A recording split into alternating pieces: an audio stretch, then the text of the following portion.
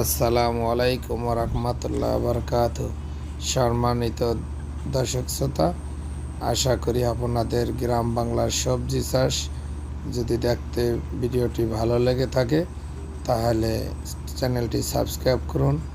Please subscribe করুন, আপনাদের আনন্দই আমার অগ্রযাত্রা।